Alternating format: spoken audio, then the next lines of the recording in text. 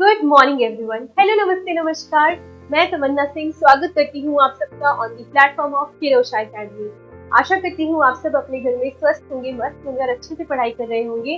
तो आज हम लेकर आए हैं आपके लिए कुछ इंग्लिश के इम्पोर्टेंट क्वेश्चंस जो आपके अपकमिंग एम्स यानी के एग्जाम्स में हॉस्पिटल अटेंडेंट में पूछे जाने वाले हैं। तो चलिए शुरू करते हैं आज का सेशन। ये छोटा सा वीडियो होने वाला है, ज्यादा लॉन्ग वीडियो नहीं है, तो मेक श्योर कि आप ज्यादा चीजें लर्न करके जाएं। तो हमारे पास फर्स्ट क्वेश्चन है, select the most appropriate synonym. आपको बताना है यहाँ पे सिनोनिम मीन्स जिसका सिमिलर मीनिंग होता है ना, तो आपको फाइनल का सिनोनिम बताना है। तो हमारे पास ऑप्शंस देखते हैं।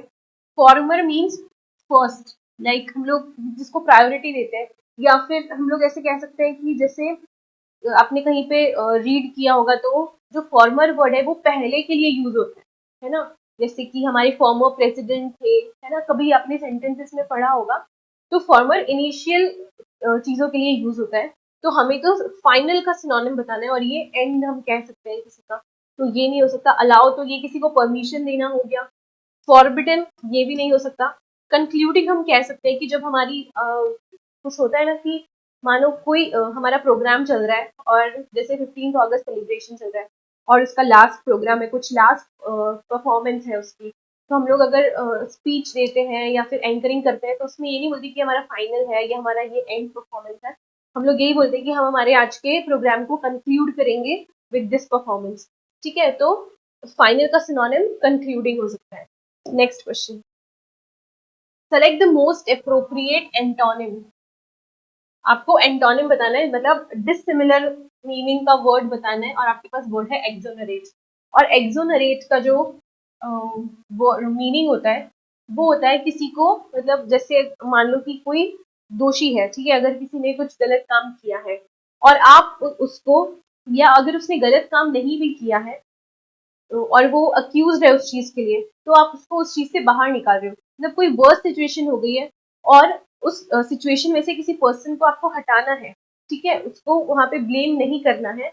वो उसका उस चीज का मतलब होता है एक्सोनरेट। ठीक है, तो हमें क्या करना है, एक्सोनरेट का मतलब है किसी को किसी सिचुएशन से बाहर निकालना। ठीक है, तो इसका उल्टा मतलब हमें बताना है कि किसी पर्सन को किसी भी सिचुएशन में इन्वॉल्व करना। तो इनमें से कौन से वर्ड का मतलब थोड़ा सा इन्वॉल्वमेंट वाला आएगा? एग्जेम्प्ट, एग्जेम्प्ट मीन्स बाहर निकालना। एब्सॉल्व, एब्सॉल्व भी नहीं हो सकता।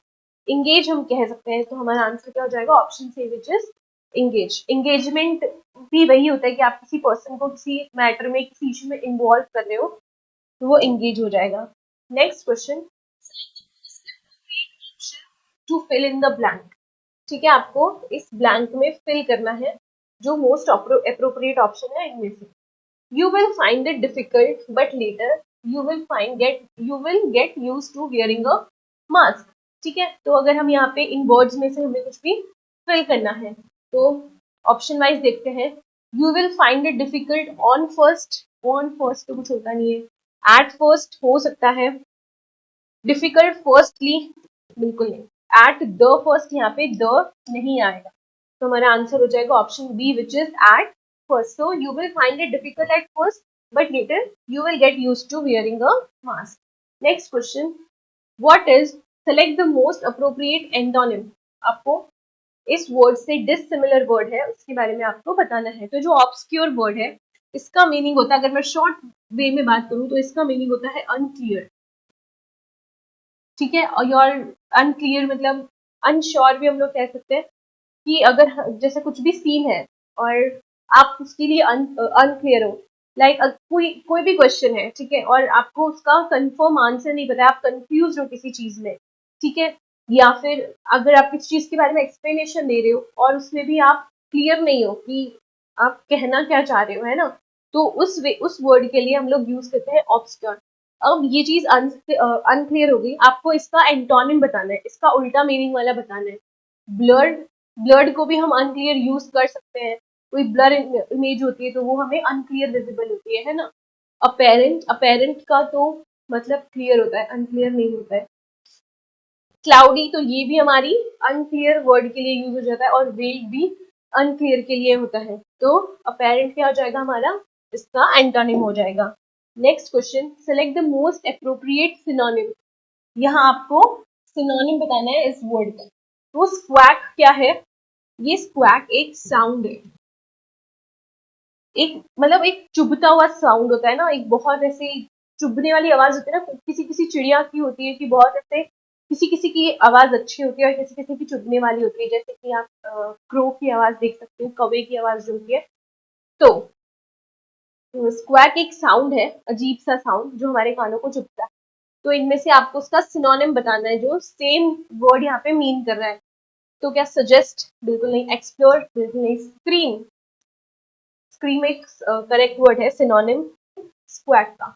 Next question, select the correctly spelled word. अब इनमें से आपको एक करेक्टली स्पेलिंग बतानी है वर्ड की जो करेक्टली स्पेल्ड है, ठीक है।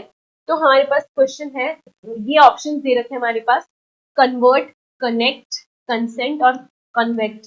तो इनमें से आपको बताना है जो करेक्ट स्पेलिंग है। ये हमारी स्पेलिंग गलत है, क्योंकि कॉन्विक्ट की स्पेलिंग होती है, कॉन्विक्ट की स्पेलिंग हमारी क्या होती है? CONVICT, ठीक है, ये होती है कॉन्वेक्ट की स्पेलिंग। कंसेंट की स्पेलिंग में एस आता है, ना कि सी। कनेक्ट की स्पेलिंग में डबल एन आता है, सिंगल एन नहीं आता है। और कन्वर्ट की स्पेलिंग हमारी बिल्कुल करेक्ट है, ठीक है। Next question, select the most appropriate meaning of the given idiom. इस आइडियम का आपको करेक्ट मीनिंग बताना है, मतलब इससे जो मोस्ट अप्रोप्रिएट है इनमें से वो बताना है। तो हमारे पास आइडियम गिवन है कूल एज अ क्यूकम्बर, ठीक है, हमारे पास आइडियम है कूल एज अ क्यूकम्बर। इसके बारे में आपको बताना है कि कौन सा इनमें से मैच होगा, इससे मोस्ट अप्रोप्रिएट कौन सा है। Nervous and fidgety? बिल्कुल नहीं। ये तो कूल एज क्यूकम्बर मतलब एक ऐसे साउंड कर रहा है ना, एकदम काम जैसे, बहुत रिलैक्स कोई पर्सन होता है उसके जैसे, ठीक है। Irritated and annoyed? बिल्कुल नहीं। काम एंड कंपोज्ड? बिल्कुल हो सकता है। Happy and excited? या एक्साइटेड कुछ साउंड नहीं कर रहा है, सिर्फ कूल और कामनेस यहाँ पे साउंड कर रहा है, तो यहाँ जाएगा काम and composed. Next, select the most appropriate meaning of the given idiom. हमारे पास सेकेंड आइडियम गिवन है a here in the butter. आपको बताना है जब भी जैसे जो बटर होता है उसके अंदर अगर आपको कोई हेयर विजिबल होता है तो वो सिचुएशन कैसी होती है? क्या वो सिचुएशन इजी टू हैंडल होती है? गुस्सा आ जाता है ना, तो इजी टू हैंडल तो बिल्कुल नहीं है। स्लिपरी रोड की जैसे होती है? बिल्कुल भी नहीं। सिंकिंग इन द डेप्थ, क्या आप किसी कर्ज में डूबा हुआ फील करते हो उस टाइम पे? बिल्कुल भी नहीं। क्या वो एक चैलेंजिंग सिचुएशन होती है? हो सकती है, क्योंकि आपको उस हेयर को बाहर निकालना है। तो इसका आंसर हो जाएगा option B, which is a challenging situation. तो आपके कुछ इंग्लिश के क्वेश्चन यहीं पे खत्म होते हैं। आशा करती हूँ आपको ये सेशन पसंद आया होगा। So with this, thank you and all the very best.